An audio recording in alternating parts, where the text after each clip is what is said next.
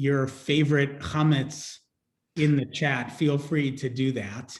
Want to remind folks that we are recording once again, and given that we are now at our fourth session with our guest scholar, I will not do a lengthy introduction at this point. I'll just remind us that Richard Elliott Friedman is the Ann and J. Davis Professor of Jewish Studies at the University of Georgia, and the Katzin Professor of Jewish Civilization Emeritus at the University of California, San Diego. He's an author of numerous books, including commentary on the Torah, the Exodus, and of course, who wrote the Bible. It's been our delight to learn with Dr. Friedman throughout this Shabbat and holiday weekend. I want to thank Joanne Gold and Andy Stern once again for their generosity and making this weekend a possibility. I want to thank all of you for showing up throughout the weekend, both with your ears to listen and with your interesting questions. And I expect there'll be another opportunity for some Q&A at the end of Dr. Friedman's lecture today. So if you have questions, feel free to raise your hand using the raise hand function, or place those questions in the chat, either to everybody or directly to Jamie, and then she'll relay them to me, and we'll have some time to ask of our scholar. So without further ado, we'll turn our attention again to Atlanta, Georgia, where they will not. What's that? Athens, Georgia. Athens, Georgia. My apology to Athens. I remember. Got to get that right. That's right. Very. Yes. Very important as well. Well, I guess they won't be holding the All-Star game there either. But we will be learning. And just to say, I don't get political, but I'm thrilled that they did that, because they did a terrible, terrible thing. Yeah, I'm with you, sir. All right, take it away. Let's talk about gods and goddesses.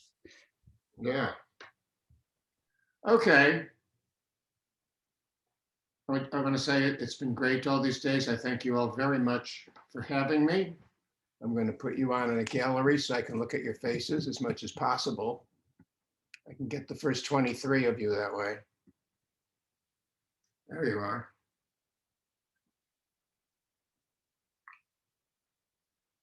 At the end of the Torah, Moses sings a song to the people. I don't know how good that sounded. He's 120 at the time. And, I mean, my voice went around 14. So I have no idea how that was.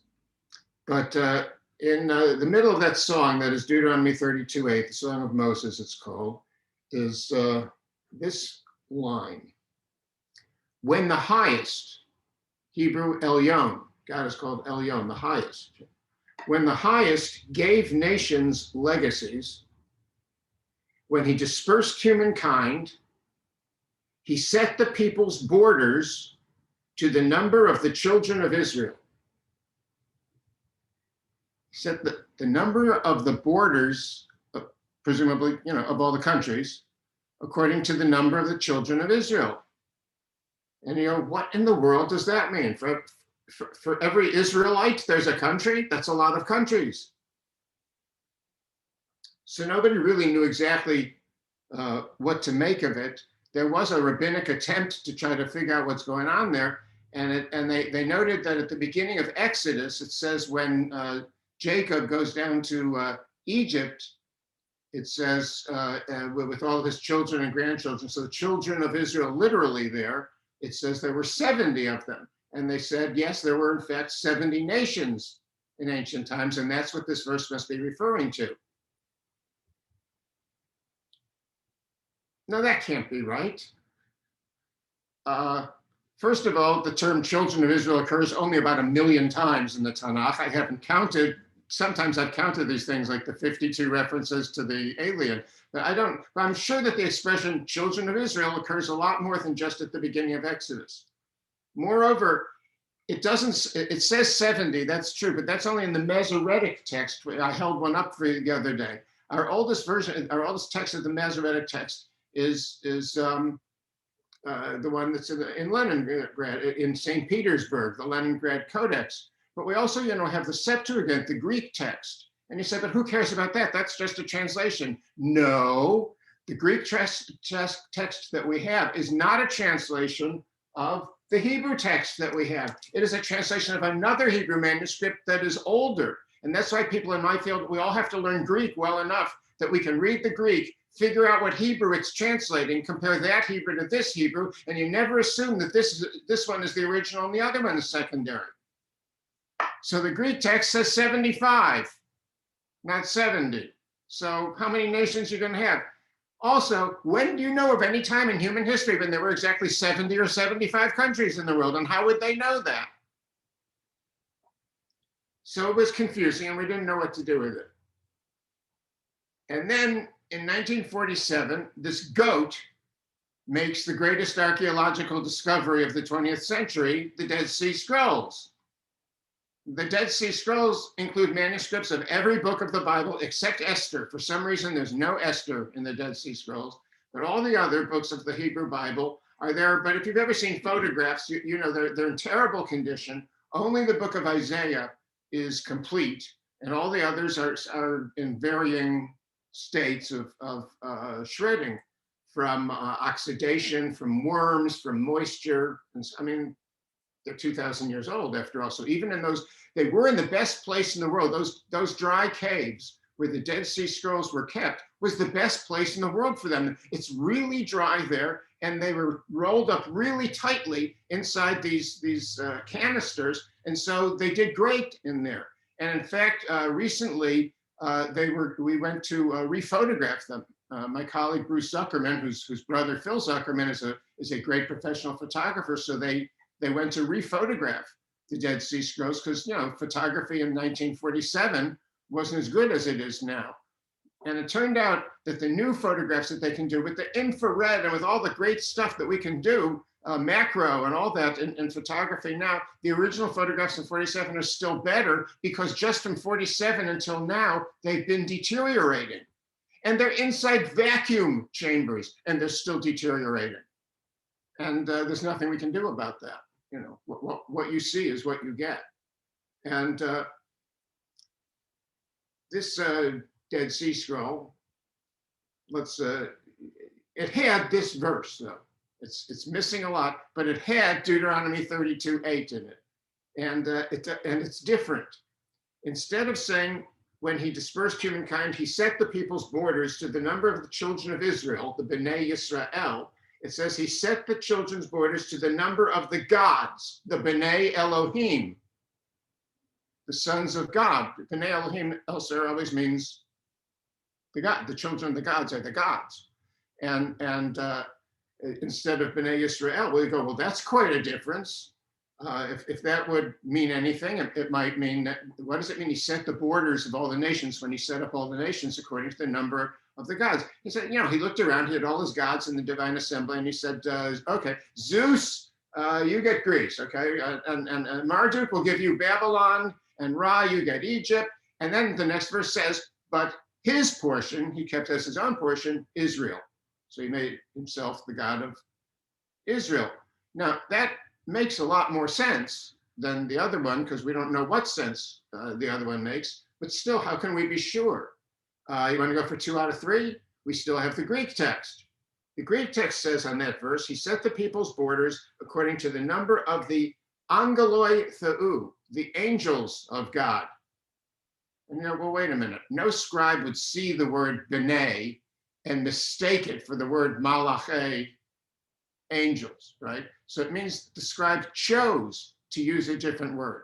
And when you go through the Septuagint, you see whenever the Jewish scribes who translated the Bible into Greek, whenever they did that, whenever they would see a reference to the Bnei Elohim, they would change it to the angels of Elohim because they didn't like the idea of gods being mentioned in the Bible. So they changed it to angels, which is to say the Greek text is the same as the Dead Sea Scrolls text. So that's 2 out of 3. But then you go, wait a minute. I mean, I believe in democracy, I truly do, but I also believe in truth, and you don't determine truth by a majority vote, So even though it's 2 out of 3, that doesn't make it right, but it's 2 out of 3 plus the logic of it, that it makes sense that originally there's the idea that, oh yeah, so the Canaanites can worship Baal, and the Greeks can worship Zeus, and the Romans can worship Jupiter, and the Babylonians can worship Marduk, but we worship our God. and that he is the Elyon, the highest of the God, the one who gave the jobs and the territories to all the other gods. That's the idea of that psalm. Now, even then, remember, it's a song. It is not necessarily to be taken literally. It can be Israel's myth of the formation of the nations and how they each got their own different gods. So, also what bothers a lot of people about that is, well, that's a reference to gods in the Bible. And you go, but isn't the Bible monotheistic? I mean, there shouldn't be a reference to B'nai Elohim right there in the Bible. But then you go, well, wait a minute. We just had Passover. We talked about the Song of the Sea last time, and I read you the whole text. And one of the most famous lines in the Song of the Sea is, "Who is like you among the gods? Micha mocha ba'elim." And you go like, there it is. The Elim are mentioned right there. And if you look in your English translations, it's one thing when it's in the Bible, but when you move it into the prayer book, then it's really in people's hands when they're standing there in synagogue.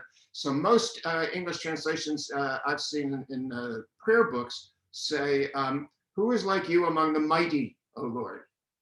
And I go like, I know Hebrew. Elim does not translate as mighty. Elim is the gods.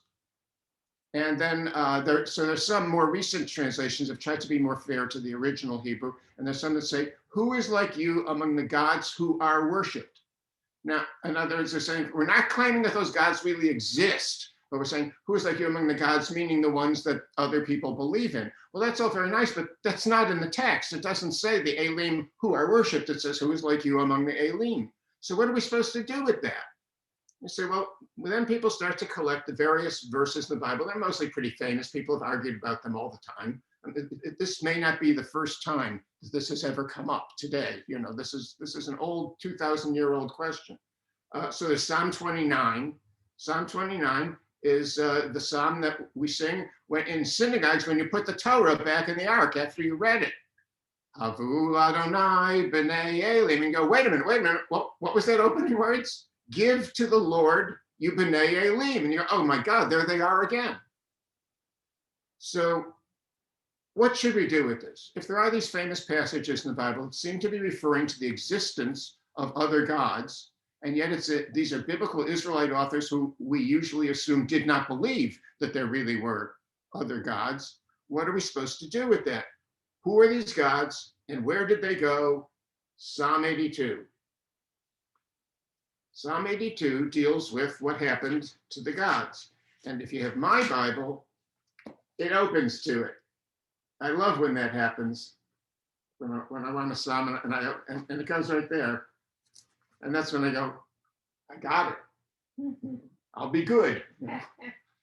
But really, it's just that, I refer to this one a lot, so I'm sure my Bible has been open to this page enough that it goes there. So if you want one of those, when you have something miraculous and you turn it into like a standard answer, I don't know. I mean, my teacher, Professor Cross, used to say, the most banal answer is usually the right one, and like I'll tell you about my talit, because I have a miraculous talit. The four corner strings of my talit over the years that I've owned it started turning blue. They were white when I got it for my 21st birthday, which was a long time ago. And over the years, I noticed not all the other strings, just the four corner ones started turning blue. Like it says in the Torah, you're supposed to have the four corner blue ones. So what do we do with that? So naturally, I believed I had a miraculous talit that was, fulfilling. And I really believed that until one day I realized I had a blue talit bag and the blue velvet of the talit bag was running into the talit inside, and the four corner ones are made, of a different fabric than all the others. And it was a fabric that picked up with the blue. Well, that's a little disappointing. That's the banal explanation. All right, so here's Psalm 82. This is not a minor little psalm. Psalm 82 is the psalm for Tuesday. So Jews who regularly go to synagogue or regularly do the service at home even, every Tuesday morning have said this psalm. So it's out of the 150 psalms, it's one of the more famous ones. Ready? God is standing in the council of El, the council of God is standing in the divine council. Among the gods he judges. Bekerev Elohim Yishpot. He judges among the gods.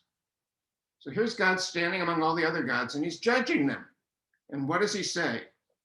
Ad matai tishpetu avel. How long will you judge falsely and favor the wicked? Judge the lowly and the orphan. Justify the poor and the indigent. Justify the lonely and there's about 10 different words for poor here. I'm sorry, Jews have a lot of words for poor. You know. Save them from the hand of the wicked. They didn't know. They don't understand. They walk around in darkness. All the foundations of the earth melt. So God judges that the other gods have not done a good job as gods. They've not judged fairly among each other or among humans. And so here comes judgment at the end of this. Ani amarti, I had said. Ani amarti does not mean I said. When you put the noun before a perfect verb, I'm sorry, I got to explain a little grammatical point here. It's the pluperfect. So it's I had said, meaning before. You are gods. Ani amarti Elohim atem. You are gods. Uvenei elyon kulchem. And children of the highest. Again, using the word elyon for God. And children of the highest, all of you. But like a human, you will die. Ke Adam temutun. Like a human, you will die. And like one of the nobles, you will fall. Arise, O God, judge the earth, because you give out the portions to all the nations. So, wait a minute. God just condemned all the other gods to die, to become just mortal, like humans. And there's children. Right? And you go, wait a minute, what is Psalm 82? Psalm 82 is generally understood to be Israel's myth of the death of the gods. Now you can say, wait a minute, if you could walk up to an ancient Israelite or even to the Israelite who wrote Psalm 82 and say, wait a minute, do you mean that literally, that there used to be gods, I mean, really there, and that they all died? Or do you mean this is a metaphor, like meaning like that, yes, we used to believe in the gods and all, but the gods, that doesn't work anymore, we don't buy that. Like when Nietzsche said God is dead, he didn't necessarily mean there was a physical God who physically died. It meant the God, what used to work for us doesn't work for us anymore.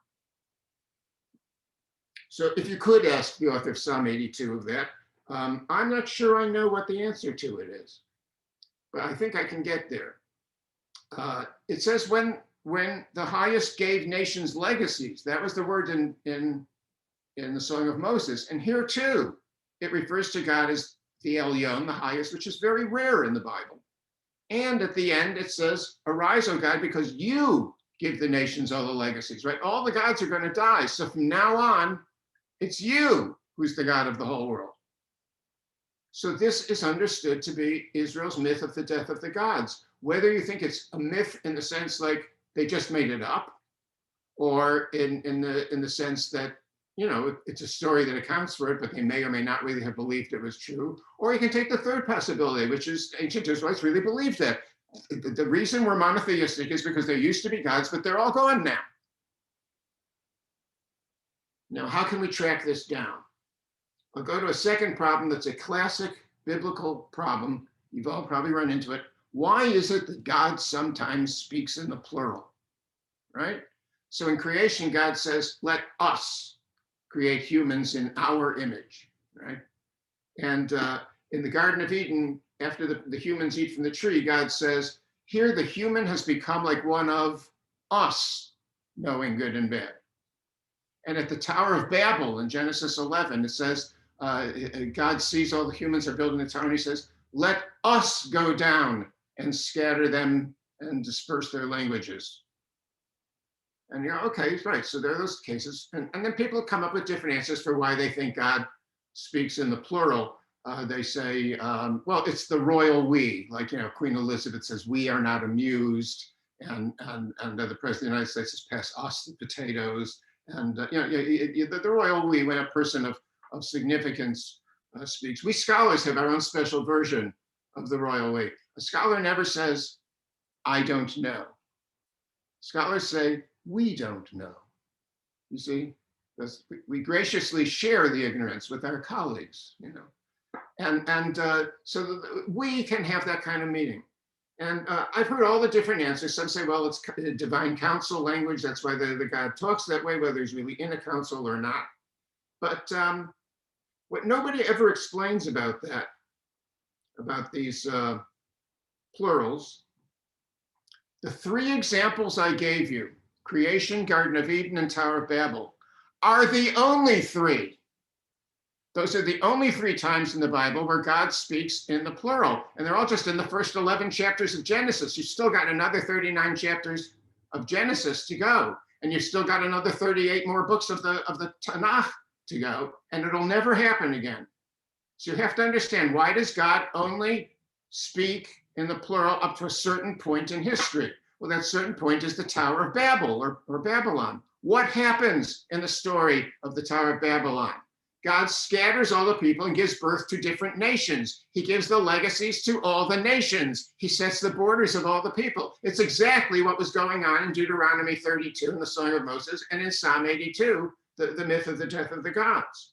It's the same notion that God could speak in the plural up until then because there was somebody to talk to up until then. But past the time of the dispersion of the nations, there's no more gods and God can't speak in the plural. I don't know if that upsets you religiously, or you go, okay, that's interesting, and you don't know if they meant it literally or not. But the point is that you've got that then in the first chapters of the Bible. Now, those are by two different authors. Genesis chapter 1 is the priestly author, in the documentary hypothesis. And the other two cases are by the J author, which is to say at least two of the great authors of the Torah, and the author of Psalm 82, which is so important that we read every Tuesday, and the story of the Song of Moses, which is Moses' farewell at the end of the Torah, right? And the Song of the Sea, who is like you among the mighty, and the Psalm 29 that we sing when we put the Torah back in there, that all of these people had the notion that there used to be gods, but now there aren't anymore. That's why in Genesis 6, there's a passage that we always leave out in Sunday school. Don't teach it to your kids, teach it later. That's what Crosby, Stills, and Nash said anyway.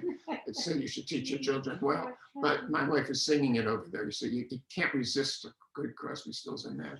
And in Genesis chapter 6, it says, why don't I just read it?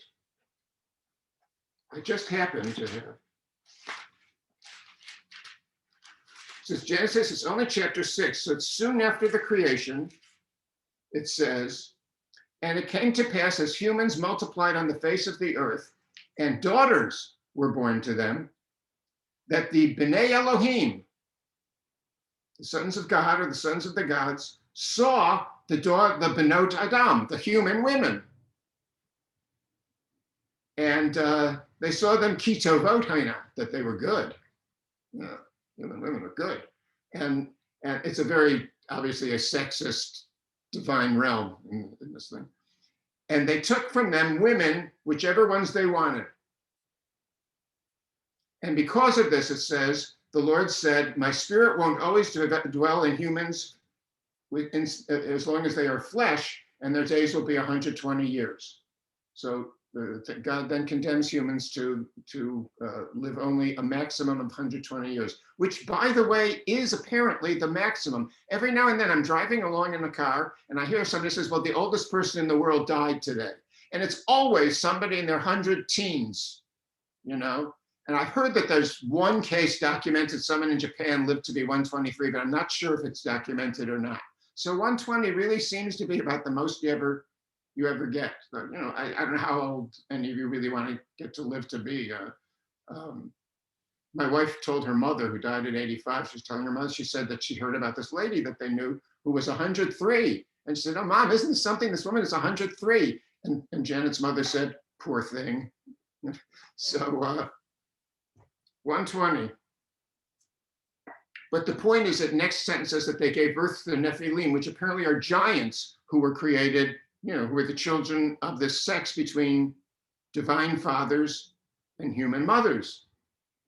You go like, what in the world is that story doing in the Bible? If you would go to somebody who didn't just hear it being read and all, hadn't known of it before, just go to somebody and tell them that story. There are these gods who had sex with human women and they gave birth to giants. You wouldn't, they would never believe you that that's really in the Bible. They think April Fool's was 3 days ago. They would never believe it. It sounds so wrong, but there it is. And it's still in that period where there are still gods. In Exodus 12, now we're getting close to Passover here, in the middle of the Exodus story, God says, I will render judgments on all the gods of Egypt. And whenever we've read that verse, God says, I'll render judgments on all the gods of Egypt. We say, well, it doesn't mean he really thinks there are gods of Egypt. It means he's going to show that they're not really gods. But in the light of this, you have to read in Psalm 82, the beginning of it was, he judges among the gods. And now he says, I will render judgments on all the gods of Egypt. And it would imply that if this is the doctrine that there used to be gods, but then they all died off, that the Egyptian gods are the last ones to go. And the 10 plagues in Egypt relate to the gods of Egypt, If you think, in almost all periods, the chief god of Egypt is the sun god, whether it's Aten or Amun or Ra, there's different names, but it's always the sun god is the chief god of Egypt. And, the 9th plague, the last one before the big one, God turns off the sun for 3 days. And don't tell me that that's an eclipse, because, my field is not cosmology or astronomy, but I'm pretty sure that if the sun went out for 3 days, we'd be in a lot of trouble, and it'd take more than a little blood on your doorpost to deal with that one. But it's not an eclipse. It's understood to be a miracle. But what does that mean if the sun goes dark for 3 days? That's the death of the sun god. And the other, the most famous deity for Egypt is in most periods is the river. And the first plague is the river. The water all turns to blood. What does that sound like? And then you look at the plagues in the middle. They're all doing away with various forces of nature, and shows God can just toy with any of them. So it fits with this death of the gods theme also. Okay, if this is right, if ancient Israel had an idea, either literally or just as a metaphor, that there used to be gods, but they were all condemned to death because they weren't good gods. And now there's only one, and it's our God, and now he rules all the nations. Why? How does such a concept develop? If it's a metaphor, this myth that they develop, why would they develop such a thing? I think it's like this. There's a tremendous argument about when monotheism began in ancient Israel. I'll come to that argument in a minute, but the point of it is that some people in my field, probably the majority, think that the Jews were not monotheistic until the Babylonian exile.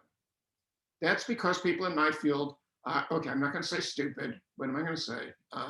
That there is a prejudice in my field among biblical scholars that the Jews didn't do anything significant until the Babylonian exile. That's when we invented monotheism. That's when we started writing history. That's when most of the Torah and the Bible got written. That's all kinds of things. It always begins with the Babylonian exile.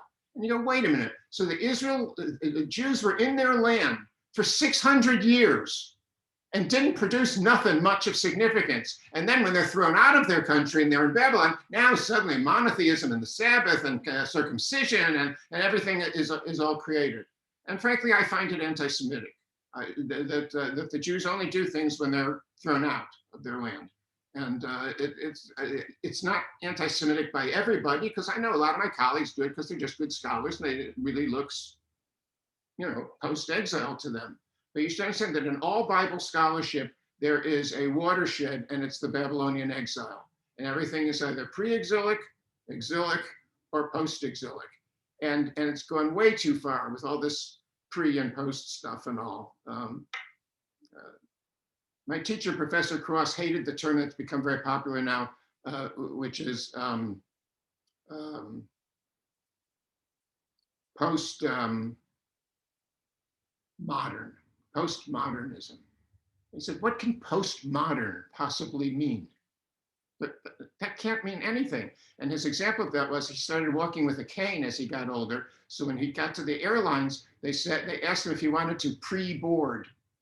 You should never ask a linguist if he wants to pre-board. And he said it was okay. He didn't mind. He would pre-board as long as he didn't have to pre-disembark. So anyway, everything is pre-exile or post-exile, and the Jews didn't do anything until the Babylonians conquered them. I just hate it. It is a, and because there's so little evidence of it. In fact, the evidence is that almost the entire Torah was written prior to the Babylonian exile. And now we have just in the last few years, we've gotten really good at linguistic study of Hebrew in its different periods. And the earliest Hebrew in the Torah, like the Song of Deborah, Song of Miriam, those two, compared to the latest things in the Bible, which is like Esther and Daniel and all, they're 1,000 years apart, and they're more different than Shakespeare's English is from the English I'm speaking to you right now. Language changes, and we know what's pre-exilic, and it's the Torah. So we have a prejudice, but I'll get back to that. But for now, I'm trying to understand whenever monotheism caught on. So most biblical scholars think it was exile time. Some people think it was post-exile. Some say it was the 8th century. Some say it was the 10th century BCE. I'm the one who thinks it was always there, like from the beginning. But whichever of us is right for the moment. Once that first generation caught on, where monotheism now isn't just the view of a few priests or the prophets or leaders, but it comes to be accepted by the Jews in general. And they're all teaching it to their kids. And their priests are teaching them that when they go to the temple. And they're learning that in Saturday school. They're all learning this. In that generation, when it catches on, picture some little kid saying to its mother, but mommy, grandma believed in lots of gods. Was grandma bad? What are you supposed to answer your kid when you get one like that? I mean, any one of you who's ever been a parent or a child realizes the difficulty of the situation. But with this notion that there used to be gods who died, you could answer your child, no, honey, grandma was not bad. There were these gods, but the gods were bad. And so they all died, and now there is only the one God who we worship. And that's the way it is. And that solved a practical problem. Now, I don't know for a fact that a conversation exactly like that ever once took place in ancient Israel, but I think conversations something like that must have taken place all over as the world gradually moved toward monotheism. So that now, all the major religions of the Western world are monotheistic. How did that happen? Is one higher than plural? I mean, what brought us all to this idea? And yet we all sign on to it. And so you have to look back and say, well, how was it that the majority of the world, not the majority, everybody in the world signed on to polytheism for the first thousands of years of civilization? And it's our understanding of that. Okay. If this is right, where can we take this? There are some other famous Bible problems that we can solve with this, and a few other problems I can raise because I never want to leave you, happy. So it said, we all know there's the creation in the image of God in Genesis 1. And people argue, does that mean creation literally in the physical image of God, like God has a face and hands and all that? Or does it mean in the spiritual image of God, or an intellectual image of God, or that we have consciousness like God, or something? And the argument against it being the physical image of God, that God could really be there someplace and have a face and hands and all that, it says God created humans in the image of God. Male and female, he created them. You go, well, if male and female are both created in the image of Elohim, what does God look like exactly? I mean, that I don't want to draw that picture. I know Da Vinci actually did try to draw that picture, but what would that be? And you go, no, but wait, but if originally in that period, there's still the gods and the goddesses, then it's fine. We guys, we were created in the image of gods, and the women were created in the image of the goddesses, because after all, it just says in the image of Elohim, which is a plural, in the image of the gods. Or how about this one? If there were these gods, and there aren't any anymore, what about the Satan? In the book of Job, it says, God gathered in the presence of all the gods, which again, the book of Job has other gods around. And it says, and the Satan, which people now call, Satan, but in the Bible, it's not a name, it's a word. It's always Satan, the Satan, was among them. And you go, wait a minute, the book of Job also has this God? Yes, because when does the book of Job take place?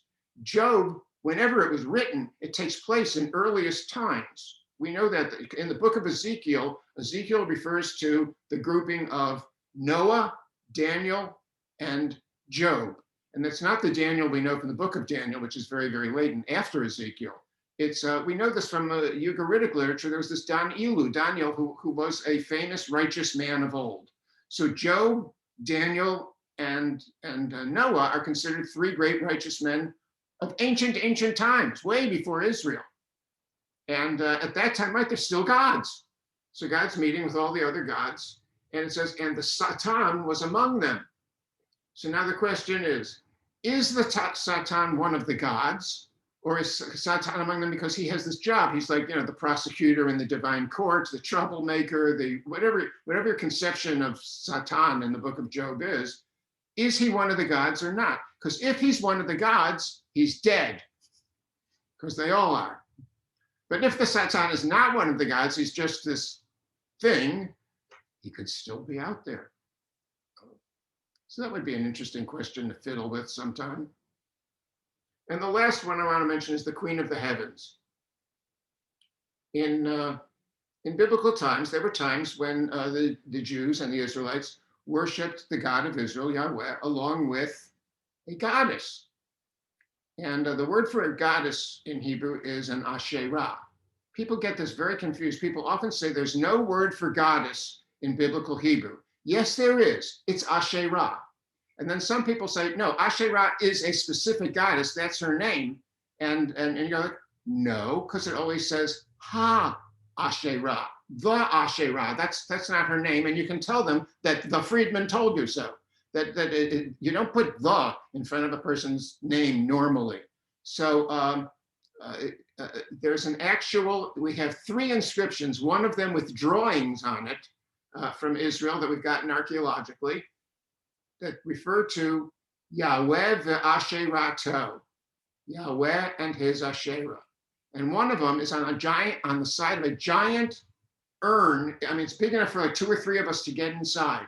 And it's in the inscription room in the Israel Museum. Everybody else goes to the Israel Museum and wants to look for, I don't know what they're looking for. But we see, when you become a scholar, you become so banal that the inscription room becomes the most interesting room in the museum, not the other stuff. And in the inscription room, you can find this giant thing, and it's behind glass. And where the inscription is, where it says Yahweh v'Asherato, it's turned so that you can't see it. You see the other side of the urn.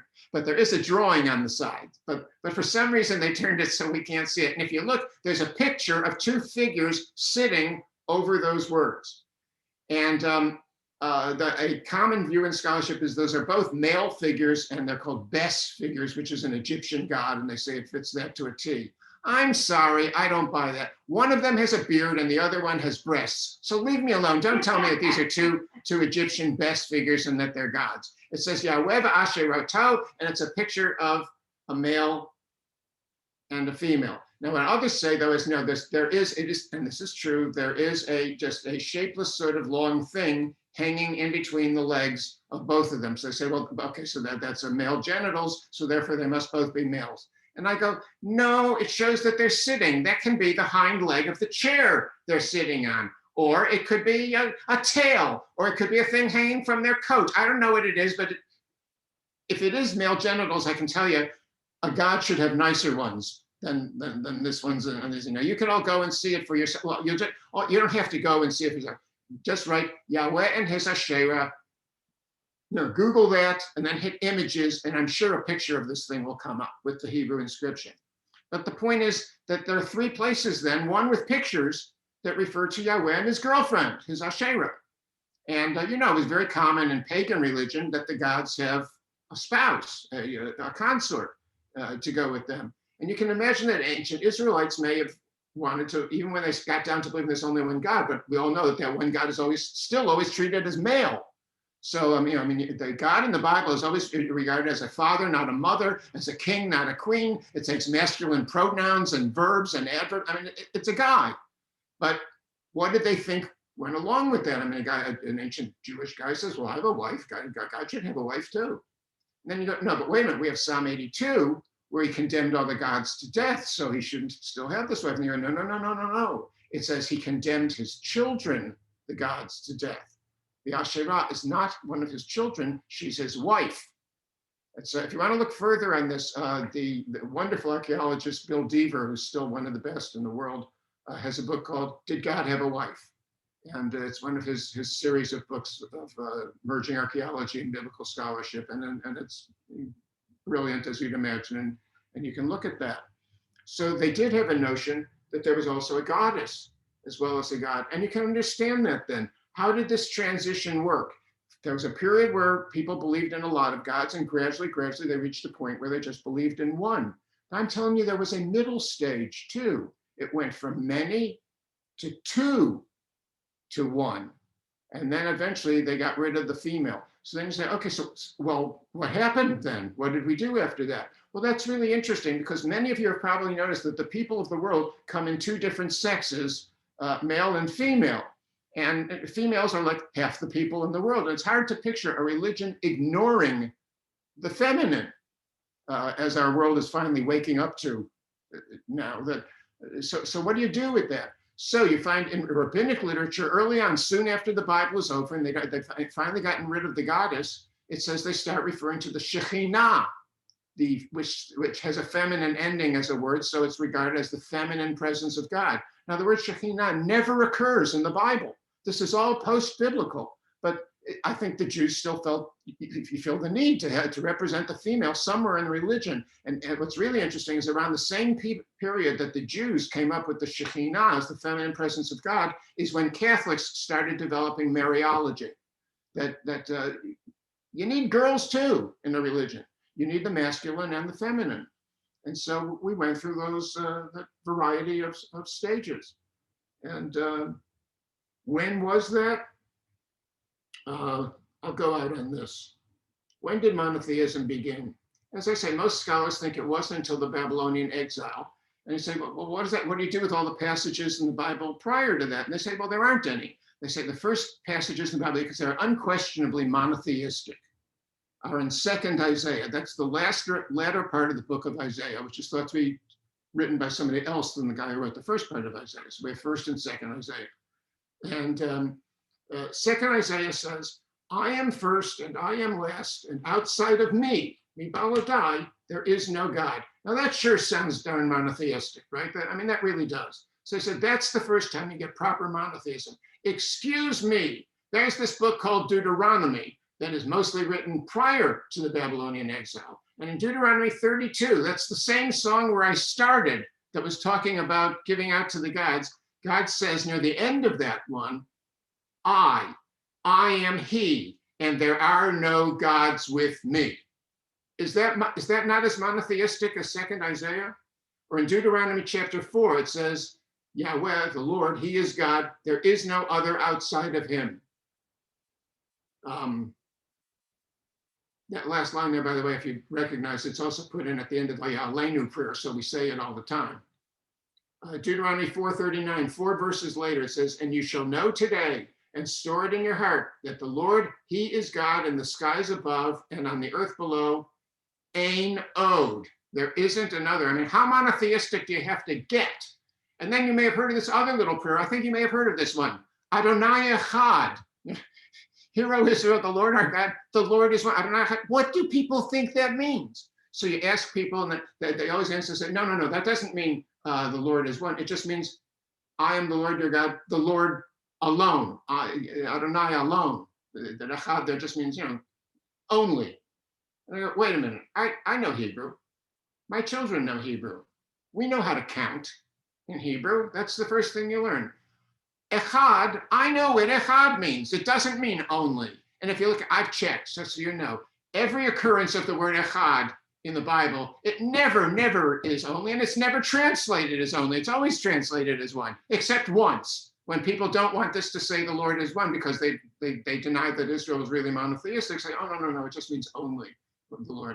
No way, no way. So those words in 2nd Isaiah, they are monotheistic, but they sound almost exactly the same as the words in Deuteronomy that are definitely before the Babylonian exile. So how early is monotheism in ancient Israel? Well, I made the case in my first talk, and I ain't giving up on it, that the Israelites, the ones who started in Egypt, the Levites, who clearly worshiped the God whose name is Yahweh, and who said that that God first revealed that name to Moses, they come to Israel where people worship the god El. Everybody did. The Canaanites, the Phoenicians, everybody worshiped El. That was the chief god. And they got there and they merged with the other Israelites, and they all became one, and they became the religious leaders, the original priests and Levites of ancient Israel. And they said, I mentioned in one of my earlier talks, they had to make a choice.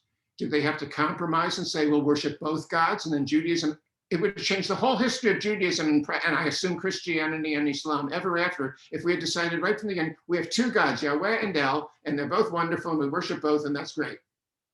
Or they could have said, no, we worship one and throw out the other one. Or they could have worshiped that one and throw out the first one. They didn't do any of those choices.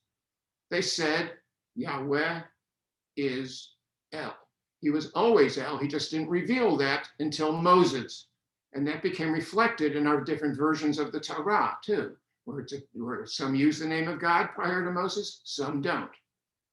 And to me, therefore, at the very least, the monotheistic impulse had to be there from the very beginning of Israelite history, the earliest period.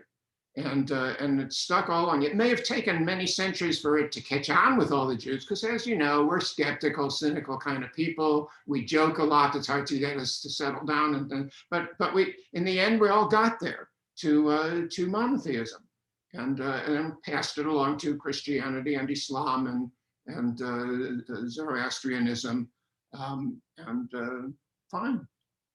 The Lord is one.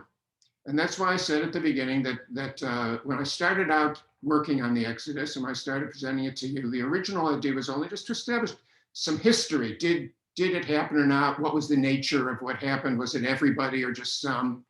And it turned out to be much bigger. I think it led to the whole notion of love of the alien, which means love everyone, your neighbor as yourself.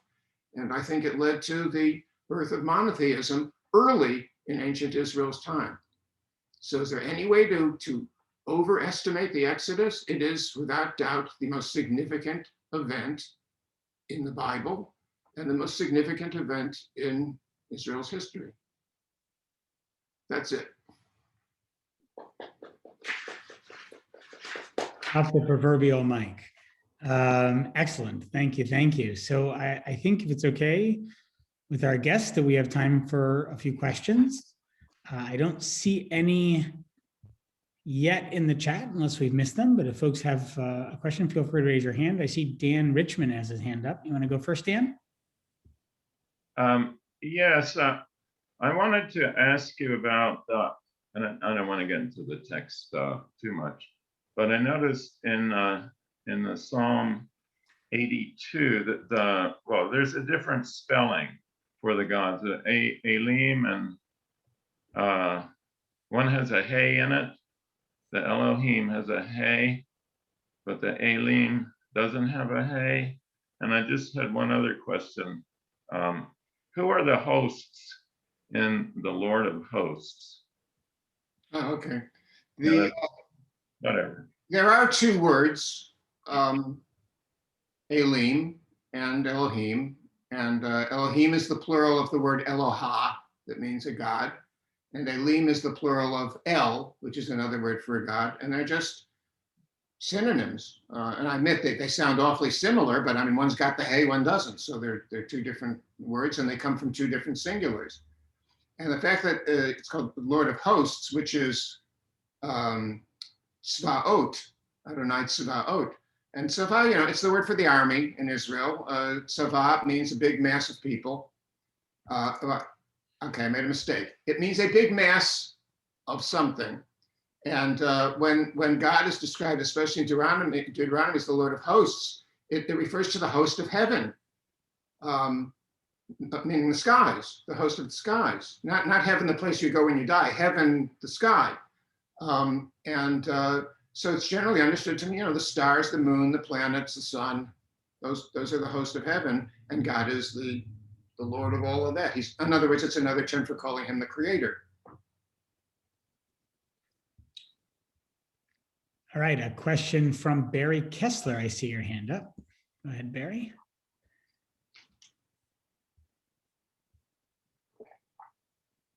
Sorry, it took a second to unmute. I'm a Levi, so I'm very intrigued by your theory in the first lecture, and I missed bits of it, but I wanted to ask like two bits of little questions about that. One is, I thought the Kohanim were like a subset of the Leviim, and it seems to me that the genetic evidence that you put forth might have contradicted that sense. And I wonder if you could just comment about what is the role of, how did the Kohanim get to be the Kohanim? That's great. Yeah, go ahead.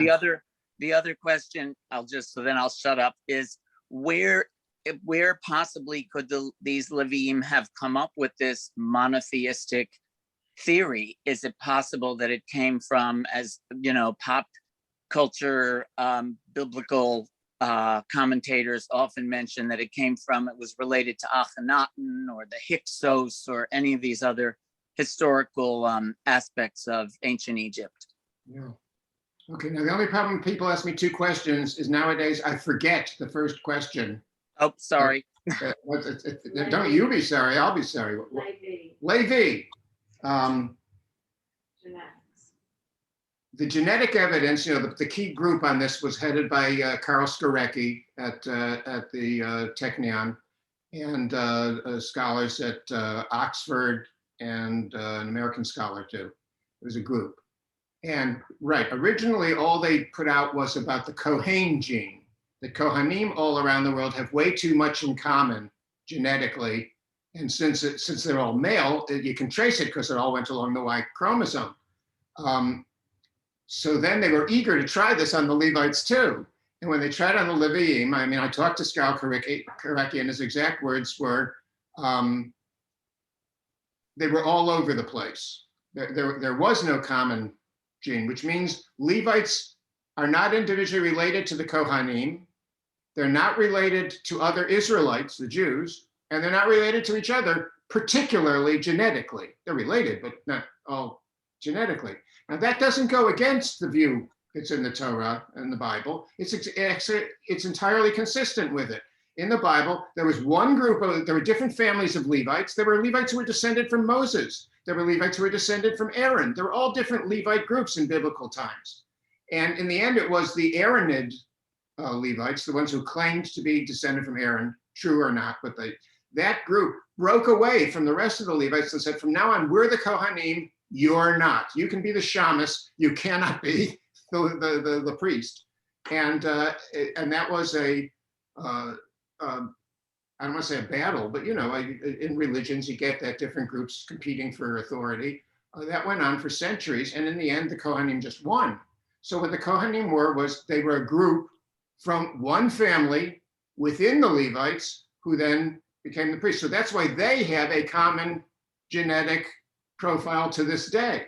But the rest of the Levites, they were all just Levites, they're all around, and they had children of all different kinds and all. So they were not related genetically. They were related by their experience in Egypt. They'd all been through Egypt together. It was history, not genetics, that connected them. And the evidence really does explain that.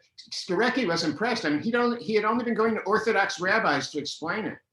And they were coming up with these crazy Talmudic explanations. I'm sorry to put it like that, but they were just crazy to try to account for the fact that the Levites didn't have a genetic profile and the Kohanim did. But it fits exactly with what I've been describing. And Skorecki's an Orthodox Jew. I first met him over Skype, and I saw he was wearing a kippah, and but he was open to this, and he was impressed with it. Barry, you want to state Second your question. question again? The second- Just as the question is, how did these Leviim come up with this monotheistic Oh, idea? yes. Did they invent it, or did they derive it from some aspect of Egyptian history, culture, religion, etc.? Yeah, I in the Exodus book, I did take that on in around the third or fourth chapter, that where'd they get it? So choice number one is the one that they got it, as you said, from the Egyptian worship of Akhenaten, which was a monotheistic religion that lasted only one generation in Egypt. And it's not so nutty. And it was Freud who first developed that successfully in his book, Moses and Monotheism. And people in general rejected it because they said, what does Freud know? He's not a biblical scholar. And but Freud had a very powerful argument, and today biblical scholars are taking him more seriously. And one of those scholars who take him seriously is me. So I think, yes, it's possible. The problem is that Akhenaten's a little too early. So you have to account for where they were in between. Now, in the past, we always wrote it off because of that, because Akhenaten is 1500 something. It's too early.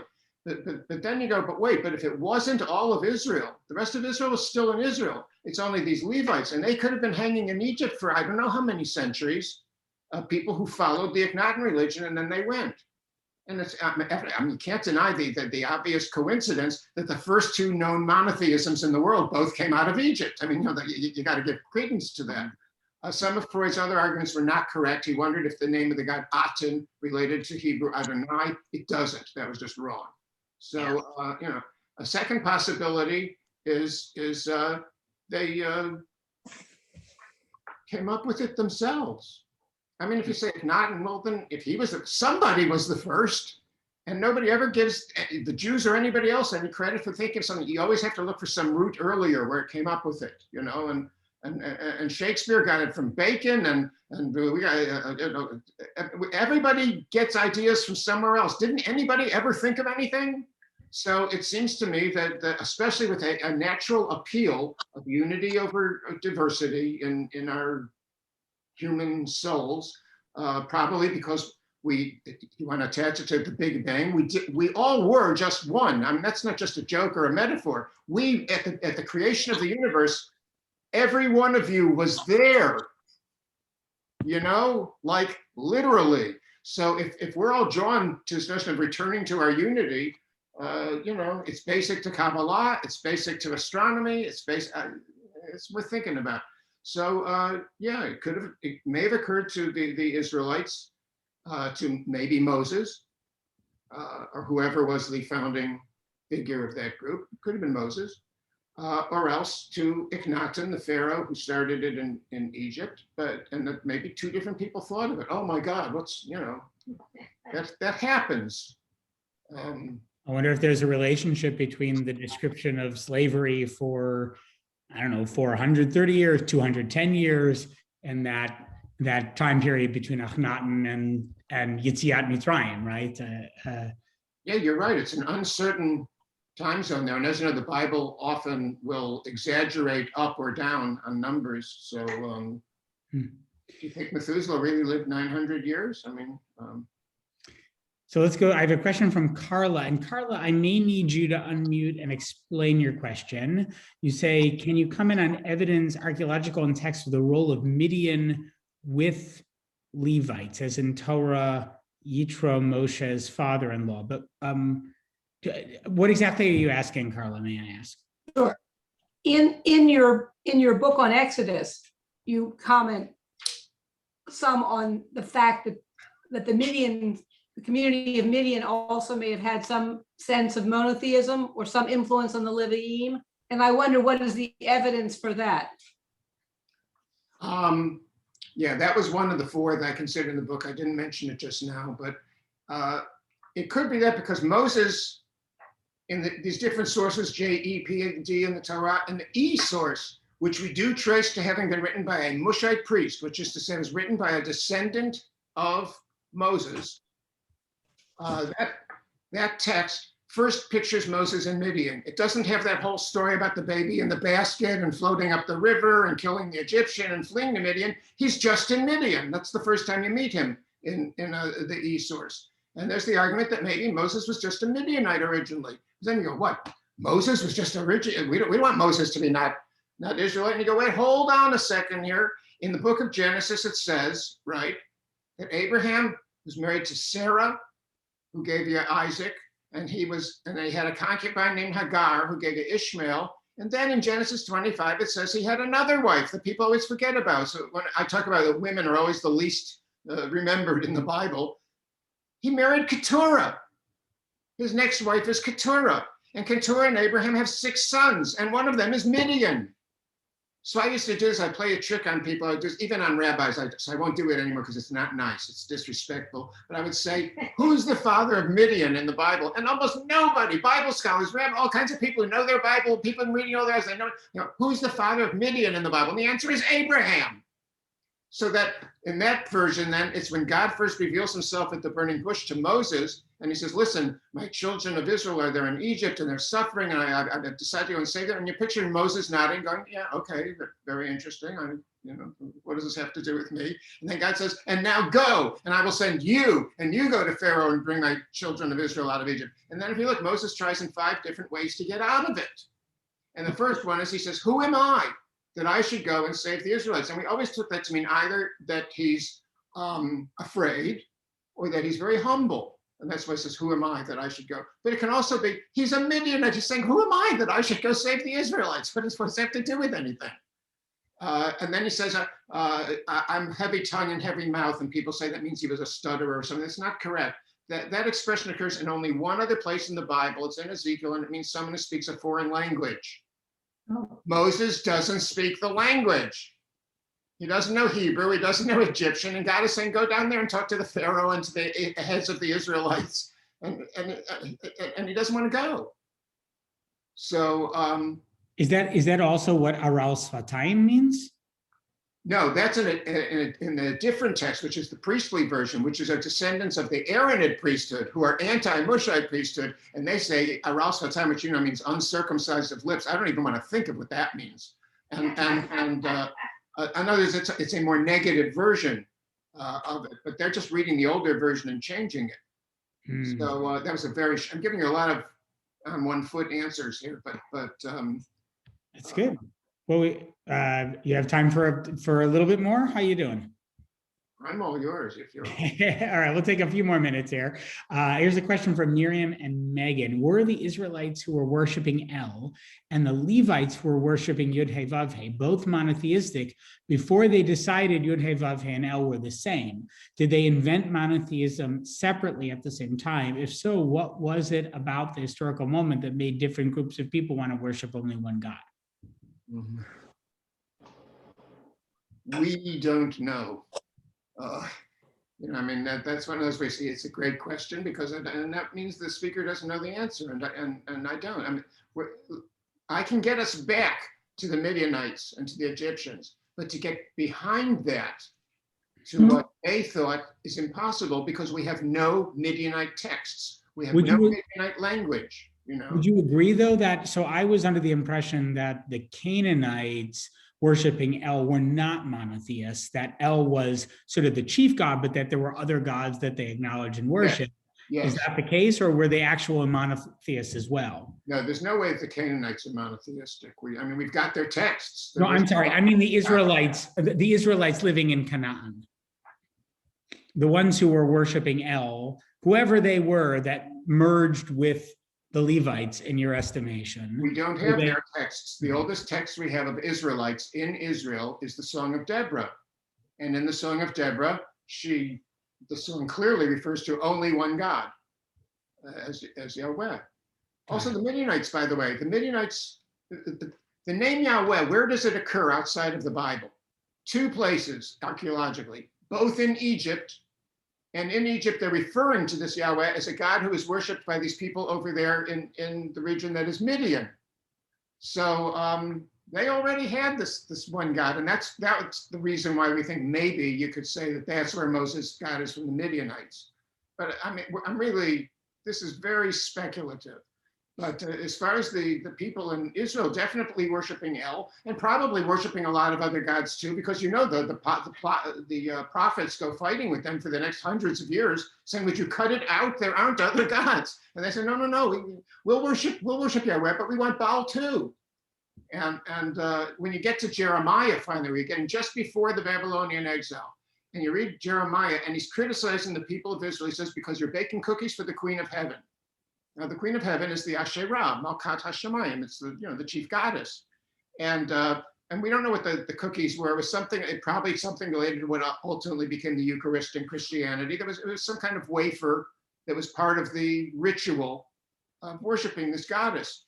And so Jeremiah says, "Would you cut it out? You're worshiping you got to stop making cookies for the Queen of Heaven." And he predicts there's going to be destruction, and the temple and the city will fall to the Babylonians. So then it all comes true. And Jeremiah, I swear I'm not making this up. It's almost funny. In the book of Jeremiah, Jeremiah says to people, "You see, I told you it's because you were baking cookies to the Queen of Heaven." And the people actually answered Jeremiah, "No, as long as we were baking cookies to the Queen of Heaven, everything was okay. It's when we started listening to you and stopped that all these terrible things came upon us."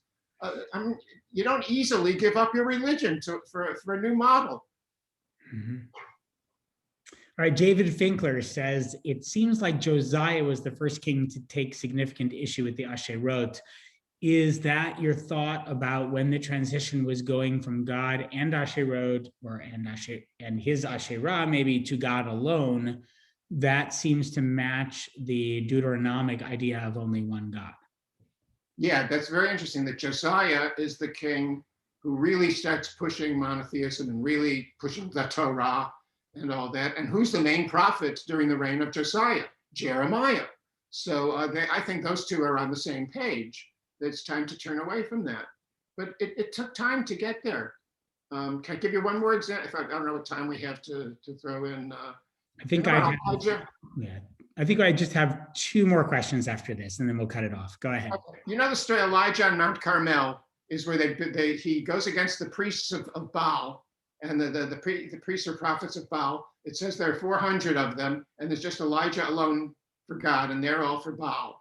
And they put these two altars, and they each put a bull on the altar, and God makes fire come down and makes Elijah's prophecy work. And thus, God proves that he's really God and Baal isn't. And then they kill all the prophets of Baal. But what you often leave out of that story is there were also a couple hundred prophets of the Asherah there. Nobody kills them. They only kill the prophets of Baal. Why? And my great colleague, David Noel Friedman, is one of the greats ever. I thought he trained in Baltimore. How could he be bad? He said, the winner gets the girl. It was a duel between the God of Israel and Baal, and the God of Israel wins. So he gets to keep the Asherah. And then, a couple hundred years later, Jeremiah says, "No, we're not going to keep the Asherah. That's wrong too." And then eventually we got there, but it was a middle stage. Fascinating. Toby and Howie K ask, could Joseph have brought the idea of monotheism to Egypt? No. None of.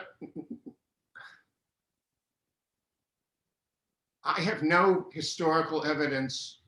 Remember all this? I said I don't deal in just speculations and hypotheses when I go after the big stuff. I deal in evidence, and there's no evidence that there was ever such a person as Joseph and his brothers, and that he foretold a dream by the Pharaoh, so he knew that there were going to be 7 years of plenty and 7 years of famine. And a coat of many colors, and it's a story. It's just a story. I'm sorry. Well, but as you said, since you can't comb the whole desert, right? We don't know. Maybe we'll find evidence of that, but until now, I guess archaeologists have not seen anything to support the patriarchs. All right, so here's one from Barry Kessler. I guess we'll wrap up here. I wonder if Professor Friedman could comment on the text of Deuteronomy, which scholar Elan Dershowitz now claims is not a forgery, which Moses Shapira claimed in 1883 was genuine. Yeah, that's where I get my Bible news, from the New York Times. I'm sorry, it's nothing.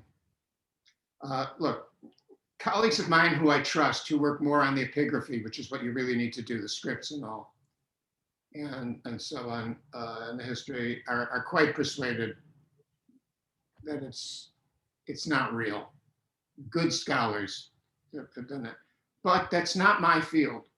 So for my interest in that particular piece, which came out from Dershowitz and came out from another guy, Ross Nichols, who published a book 2 weeks before Dershowitz. But it was his bad luck that his uncle wasn't a famous Harvard law professor and Dershowitz's was. So Dershowitz got in the New York Times and Nichols didn't. And so I don't care myself if it's a fake or real. And I'll tell you why. Because either way, it's later than the book of Deuteronomy and later than the whole Torah that somebody wrote that. I've read the text. There are passages in there that cite passages that could only have happened after the Torah was redacted, after all these different authors were put together. And they're just not addressed either by Nichols or by Dershowitz, because they're not scholars of this. They're not trained in it. And it's just a terrible oversight that, and I know a few people, I haven't talked to Dershowitz. I have colleagues who have. A colleague of mine spent a couple hours with him on the phone the other day. And my colleague said, whenever you show him something like that, that's something that's got to be from later, it can't be right. He says, well, he always has an answer. Like he'll say, well, that was added later. And I don't allow Bible scholars to say, no, an unknown editor for unknown reasons at an unknown time added some text. Why? Because it disagrees with my hypothesis. There's an alternative to that, which is saying like, I was wrong, but he rushed to publish it. And I understand once you've got a book out there and you put it on a book and you've made and you sent it to the New York Times. So now you're getting a career out of it. The last thing you want is somebody to say, actually, you're a young scholar, you meant well, you're wrong. But he's a young scholar, he meant well, he's wrong. So I wanna wrap up here, and maybe if it's all right, I'll take just a moment to say that in addition to how wonderful it has been to learn with everybody throughout the weekend and to learn with Richard Elliott Friedman in particular, and to thank you for your time, Professor. One takeaway that I'm finding from this particular session is asking a question, not simply what was gained with the move toward monotheism, but also perhaps what was lost. And I, for one, have really valued as a progressive rabbi, as a rabbi trained in the conservative movement, the conservative movement's interest in historical positivism, in the scientific study of Judaism and of our sources. And I think a benefit of that, right, is not to think about the realm of science and research and the realm of religion as two different spheres that have nothing to do with each other, but that that scholarship and understanding from the archaeological record, from source criticism, can actually improve our faith. It can clarify our faith. It can give us a sense of sort of greater purpose and context for the things that we believe and the things that we do as Jews. So for one, I'll be thinking as somebody who believes strongly in one God, of what might have been lost. And that may be also what might have been lost in terms of relegating the feminine to the Shekhinah, where maybe there was a more robust engagement with this different ideas about feminine deity. So I'm not sure what to do with all of that. And I'm not suggesting that we'll be worshiping Yod-Heh-Vav-Heh and his Asherah in shul next week. But I do think that we all ought to kind of think about the takeaways from this weekend. And for me, there have been many. So thank you again, Dr. Friedman, for being with us. Thank you, everybody, for joining us throughout. A Chag Sameach once again. And also enjoy your chametz in just a few hours. Thank you. Thank you for everything. Goodbye to all. And my chametz just, is going to be a single malt scotch, just so. Mm, Bye-bye. very nice. Thanks Very much. All right, thank you. Bye, thank Laugh you. track.